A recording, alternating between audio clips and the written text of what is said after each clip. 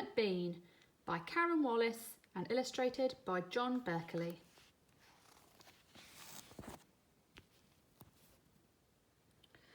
When Mrs. Beane first saw her daughter's face, it was red as a beetroot and the ends of her fingers were green.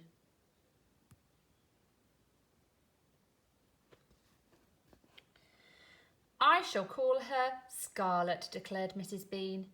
"She will grow tall and strong and do something wonderful."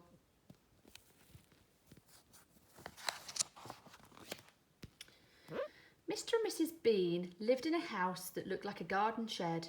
It was cosy and made of wood, but it was all very small, so they worked outside as much as they could. Scarlette lay in her pram and listened to the flowers grow, and when she slept, she dreamt of doing something wonderful.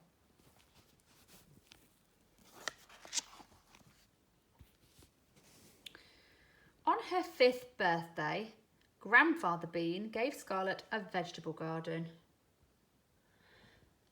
Her mother gave her a set of tools with wooden handles. Her father built a wooden fence to keep the rabbits out, and he made her a white gate that Scarlette could open.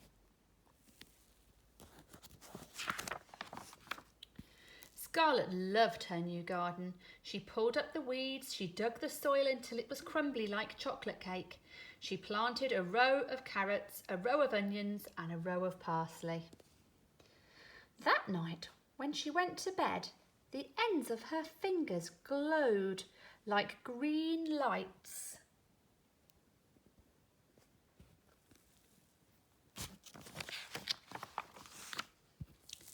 The next morning, Scarlette ran to her garden. Oh, wow, look what's happened.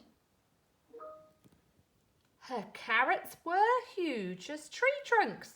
Her onions were as big as hot air balloons. Her parsley was as thick as a jungle. And that's where we're going to leave it today, guys, because today we're going to look at similes. So in our story today, the author has used similes here. Her carrots were huge as tree trunks, her onions were as big as hot air balloons, her parsley was as thick as a jungle. So we're going to use those similes as something as, but this time I'd like you to change it, guys. So I want you to think of similes for carrots, onions and parsley, but change the words, please. So you're going to think of something and use those words as something as. Good luck, guys.